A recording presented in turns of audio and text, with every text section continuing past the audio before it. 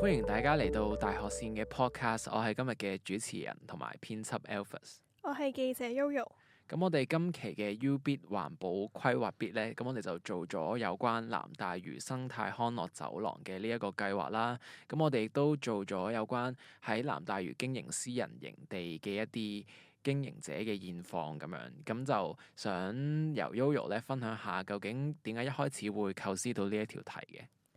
咁其實咧，當初我係喺綠色和平嘅網站度見到有關於南大嶼康樂生態走廊嘅計劃啦。咁我都想同大家簡介一下南大嶼康樂生態走廊咧，其實係喺2017年嘅時候咧，發展局公布咗一個可持續大嶼藍圖，提出不發展藍保育嘅總規劃原則啦。到2020年嘅時候咧，政府就按呢個藍圖提出咗南大嶼生態康樂走廊嘅計劃。直到啱啱好舊年5月嘅時候就公布細節同埋進行諮詢。咁因為咁啱咧，呢一個計劃咧，其實佢涵蓋咗好多唔同嘅地點同埋活動嘅，包括呢個南大嶼山海岸一帶啦，包括長沙、石壁、水口、貝澳4個區域啦。咁當中會有啲咩設施咧？就例如沙灘營地啦、水上活動中心、登山、釣椅等等嘅康樂設施。咁其實點解會突然間發現到呢一條題呢？就係今年發現有一啲私人營地咧提交咗呢個意向書去申請南大嶼生態康樂走廊計劃嘅。我哋都想探討一下喺南大嶼嗰度其實發展呢個私人營地係有冇空間同埋有冇呢個市場嘅呢？咁我哋就想探討一下究竟南大嶼康樂生態走廊呢個計劃係可唔可行咁樣。另外，我哋亦都睇咗一啲報告咧，係有關於喺南大嶼入邊嘅一啲私人營地咧，原來係而家喺疫情之後咧，已經經歷緊一啲嘅結業潮嘅。咁我哋喺準備呢條題嘅時候咧，亦都特登走咗去大嶼山度去睇下究竟呢一啲私人營地嘅現況係點樣啦。咁 Yoyo 又可以分享下我哋當日嘅觀察係啲乜嘢咧？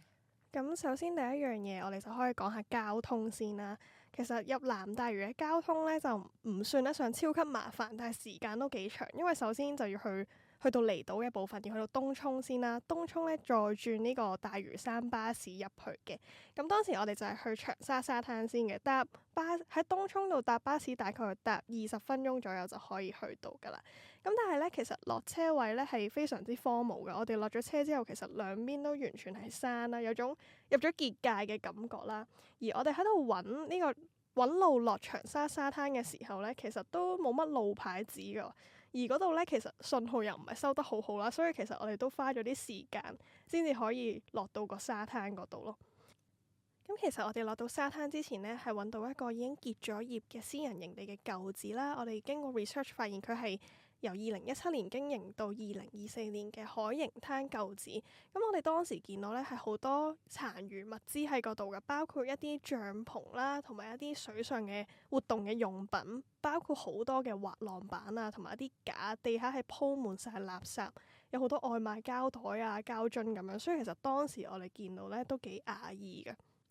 咁除咗海盈灘之外咧，其實我哋喺南大嶼咧都去咗幾個一啲露營嘅營地啦，都發現其實佢哋都已經係停止咗營業㗎啦。咁其實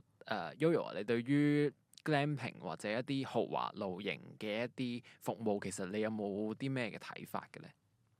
首先我自己咧，其實係冇去過 glamping 或者 camping 嘅，但我知道呢個熱潮開始咧，我估會係以前疫情嘅時候，大家冇得出國啦，咁就可以試下留喺本地旅遊咁樣，先會開始一個熱潮。咁直到依家咧，其實我諗去 glamping 或者 camping 嘅人都少咗唔少啊。當我哋親身去到南大嶼嘅時候，其實都睇到唔少嘅營地咧係已經結束咗營業，甚至係根本就唔知道佢哋營業緊咯，因為其實出邊係冇牌啊，都冇任何指示係指去嗰度，而人流都係非常之少嘅。我哋當日去到長沙沙灘咧，其實我諗唔超過15個人喺嗰度進行緊水上活動咯。咁其實係有少少呼應咗我哋其中一個受訪者佢嘅睇法嘅。咁我哋其中一個訪問嘅人咧，就係一個喺長沙經營露營場地嘅曾先生啦。咁佢都有分享咧，其實喺疫情之後，其實佢嘅生意啊、客流啊已經係大減，令到佢而家咧已經冇再去營運呢一個露營營地㗎啦。咁曾先生其實就喺2019年嘅時候就開始喺長沙下村經營佢嘅露營營地啦，大概就有10個帳幕咁樣。咁佢咧就話疫情期間嘅週末同埋假日咧，基本上咧都係客滿嘅狀態嘅。咁但係自從咧23年開關之後咧，佢生意就開始下滑咗好多，平日咧係可以完全冇生意咯。咁所以依家咧為咗止蝕，佢已經停止咗營運啦。咁同佢傾完偈之後咧，我哋發現其實除咗一啲經營私人營地必要嘅成本，包括可能人手啊，或者清理帳幕啊，同埋一啲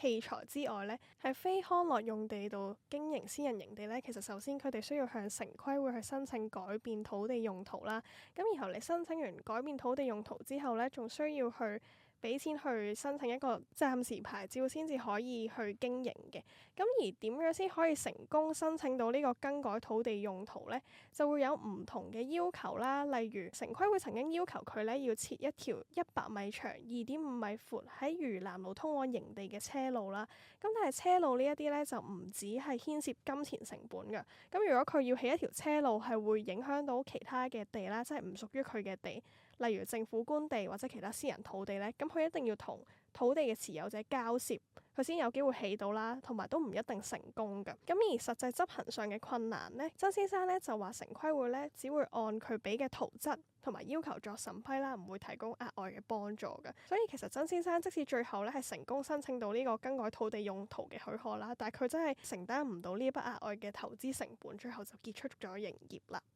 咁其實好似啱啱所講，其實 glamping 呢一樣嘢係喺疫情嘅時期開始興起啦。咁但係其實社會坊間可能有啲議員啊或者地區人士咧，其實一直對於 glamping 呢一樣嘢嘅合法性咧，其實係存有好多唔同嘅爭議嘅。咁呢個曾先生咧喺經營露營營地嘅時候咧，其實都面對住呢一種輿論嘅壓力啦。咁 Yoyo 都可以分享下，究竟佢當時嘅時候其實係面對緊啲乜嘢嘅困難呢？咁其實一般嘅度假營咧係要就旅館業條例咧向民政處去申請旅館牌照先至算係合法經營嘅。咁但係呢個條例咧對於露營營地嘅定義好含糊㗎。曾先生咧有提及到，其實佢曾經有民政處嘅職員啦就落場，即係去佢嗰度咧就睇下佢有冇違規。咁但係因為咧曾先生嘅營地上面嘅帳幕咧都係可拆卸式嘅，佢就指咧職員就話佢唔係固定嘅建築物啦，就唔需要計入呢一個旅館業條例入邊，咁佢就唔需要申請咯。咁但係因為咧政府都冇清晰界定呢個旅館業條例嘅涵蓋範圍啊，所以呢個灰色地帶咧就會引嚟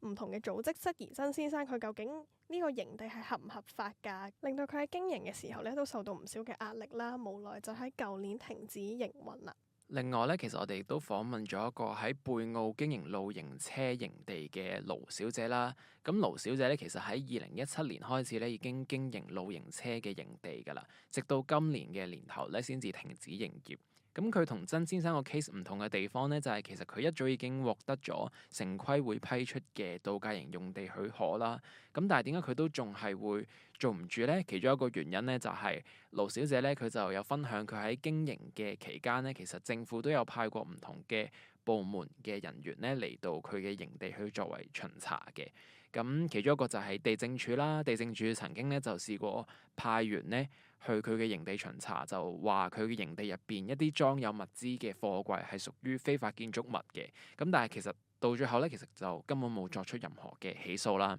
另外亦都有民政處嘅職員咧試過去佢嘅露營車營地嗰度就巡查究竟露營車合唔合法咁樣。咁但係最後咧就話因為佢嘅露營車有轆，然後可以移動，咁所以咧就唔受一個旅館業條例嘅監管，唔需要申請旅館嘅牌照。咁但係去到2023年嘅年尾嘅時候咧，民政處嘅職員咧就突然之間改口啦，就提告咗盧小姐嘅露營車咧係屬於無牌經營咁樣。咁其實佢曾經咧都去信過民政處啦，即係問佢究竟喺南大嶼經營露營車嘅業務其實係咩情況之下先至係屬於違法，或者咩情況之下咧要申請牌照。